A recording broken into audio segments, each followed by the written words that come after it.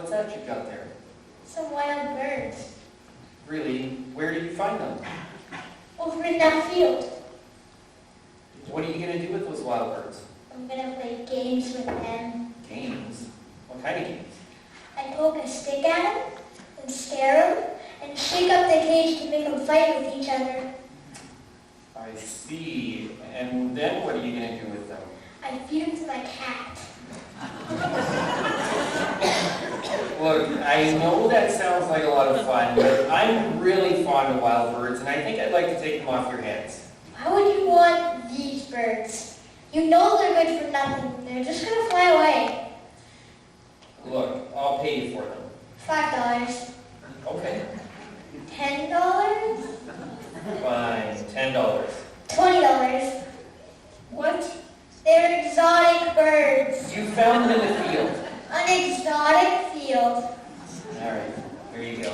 Sweet.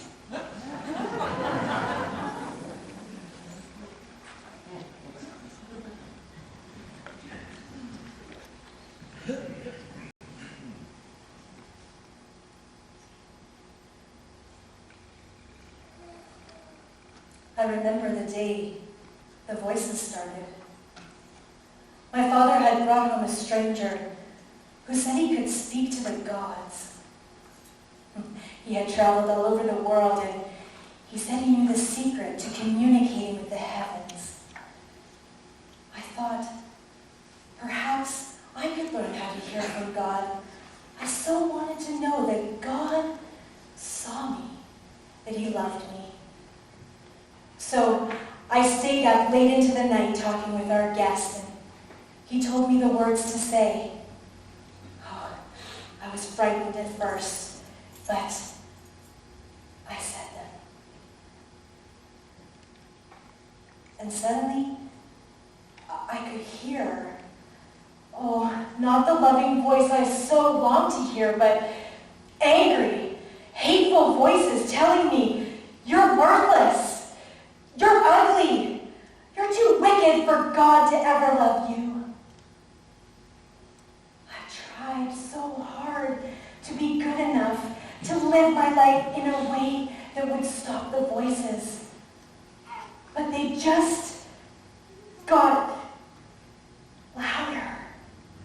So I tried to drown them out. My father's wealth was at my disposal, and you'd be surprised what money can bring. Jewelry and clothes, men. The voices got louder still. I tried to give myself over to anything that would numb the pain, but the voices just got louder and louder. They became more convincing. "You're worthless. You're disgusting. You don't matter." Eventually, I gave up. I embraced the voices. I believed them, and I let them lead me into madness. I felt so lost, alone at the end.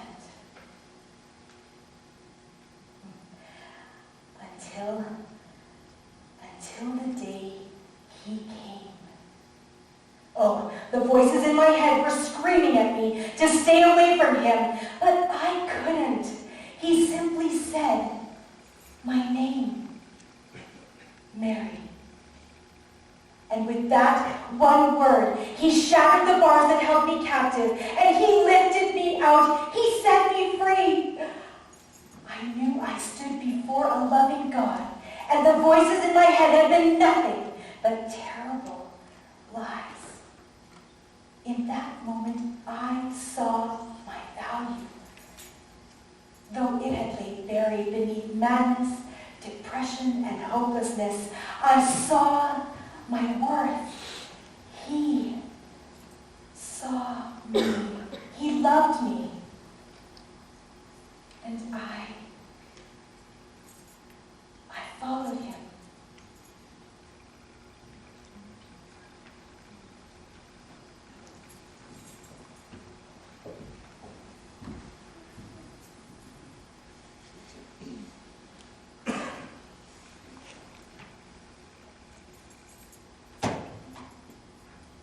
See you looking at the cage.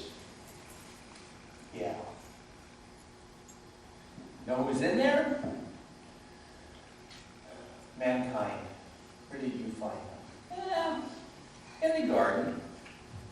Funny thing is, I didn't put them in there. They put themselves in there. What are you going to do with them now that they're in the cage? Yeah. I'm going to play games with them. Games? You know, games. I'm going to dangle things in front of them. Things they think will bring them so much pleasure. And in the end, will leave them so empty inside. I'm going to make right seem wrong, and wrong seem right. Then what? Then they'll be down for all eternity. You know,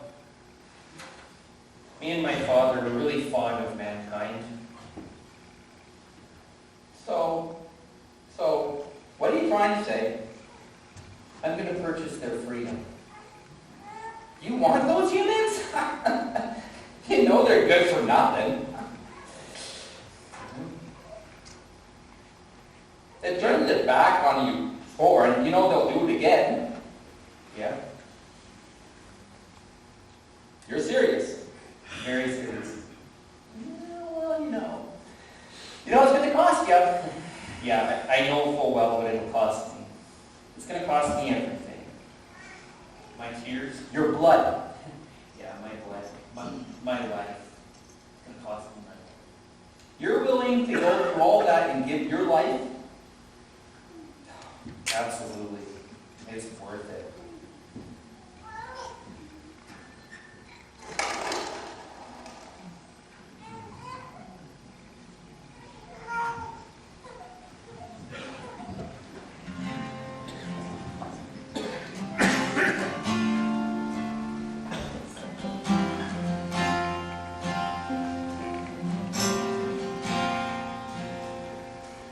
There's a place where mercy reigns and never dies.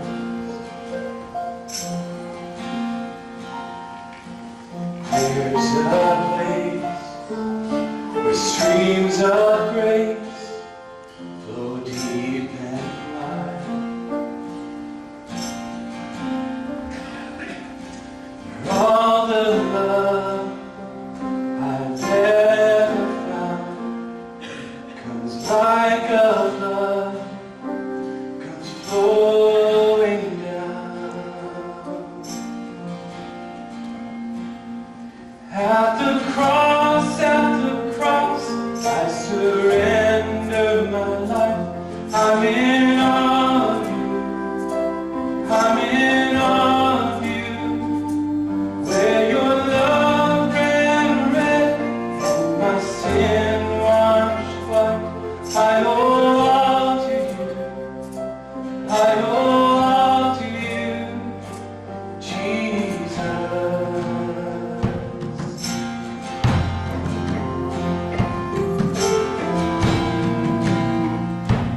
There's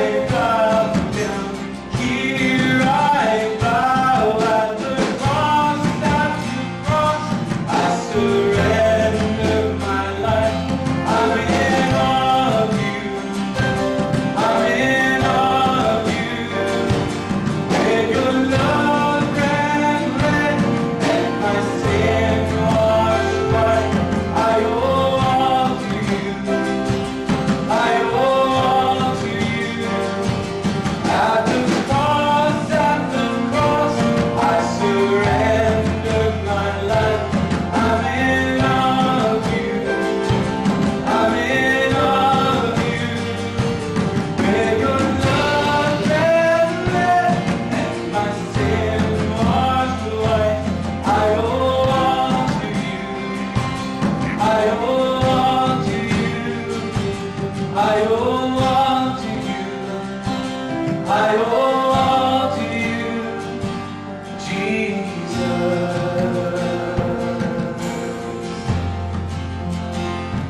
Jesus.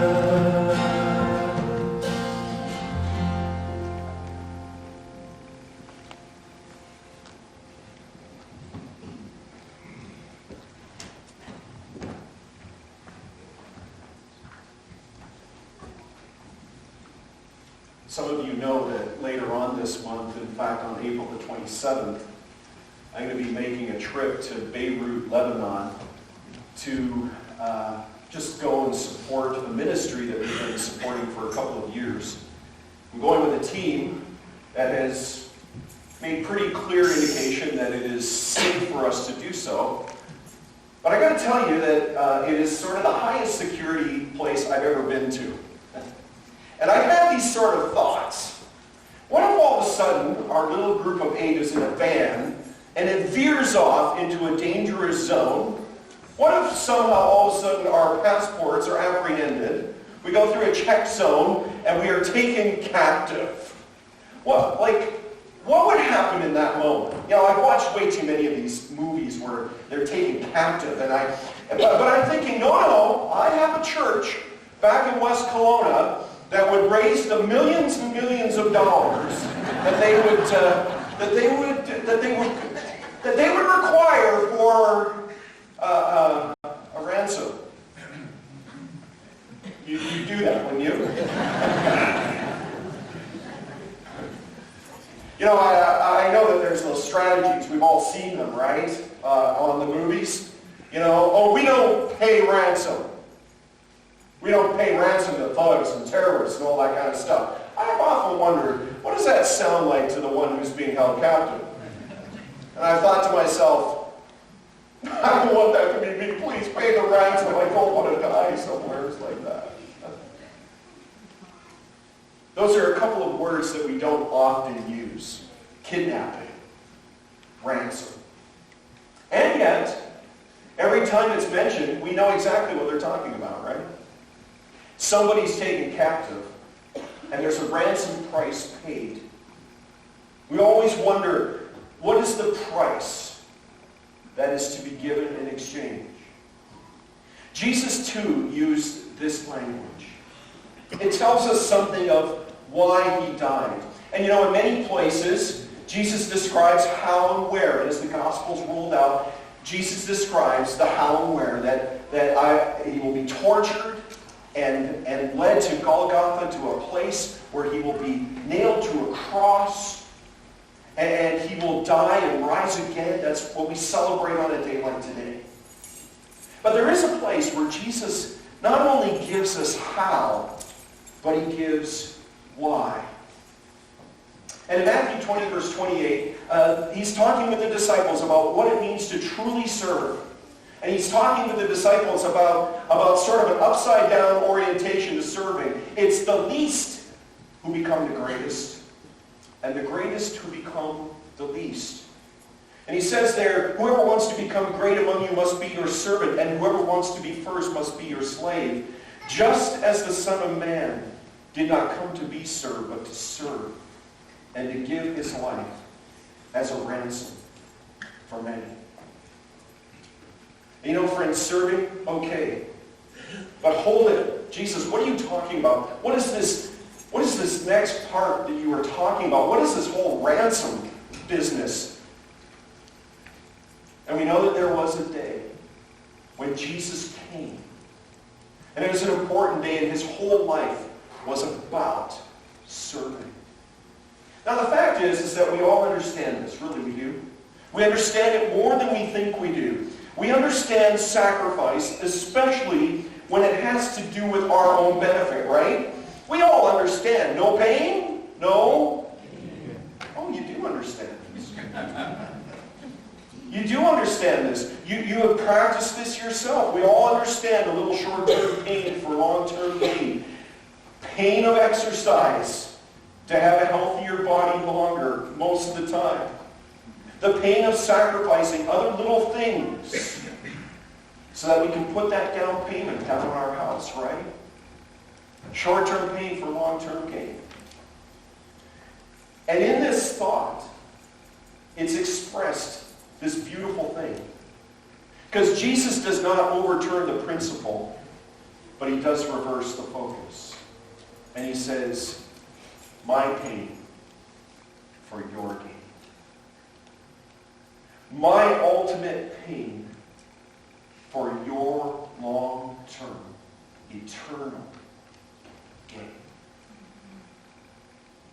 He comes to us as a God of the universe who gave himself. And why? Because there was a price on our heads. We were worse off than we knew. And you know, friends, we can't fully understand this whole ransom thing without examining another word that comes out of the Scriptures. It's the word called redeem. Some of you, I know, are big coupon redeemers. You understand this. You redeem things for these coupons. And to redeem is to buy back or secure the release of someone from slavery or from captivity. Redemption, then, is the action to secure the release. The ransom is the price to secure that. And Jesus is saying here in Matthew 20, verse 28, that he would give his life as a ransom payment for many, for anyone who would trust in his sacrifice. And that leads to the next question. What captivity are we being all freed from? Like, what's all the fuss about on this Easter Sunday morning? We had a friend of ours who is not a believer who said, wow, this is a big weekend for you. Like, this is your deal when it comes to Christians, right? Like, this is the big thing. And we thought, yeah, I suppose it is. It is the big deal. It is the reason that we can live every day redeemed. But the big deal is that we were worse off. We were captives. You see, there was a day long ago, in the beginning, where we were created to live in perfect union in a relationship with God. A perfect and loving and holy God was in a perfect and loving relationship with those he created. Because he created us, he knows how life was to be lived. And all that we needed was found in him. And his goodness was very good. And we're not told how long that he lived with Adam and Eve in that perfect wonderment, but we do know that there was another day. And since that day, Adam and Eve who rebelled, and we all who have followed, have rebelled and fallen into sin against God's goodness, against his will. And as a result, we come under God's law. He says, if you want to live this, you gotta live my law to perfection. To which we say again, another little common phrase, well, nobody's perfect. And God goes, yes, I know that. Because we're a people who are filled with folly and sin at times. But he is an exacting standard.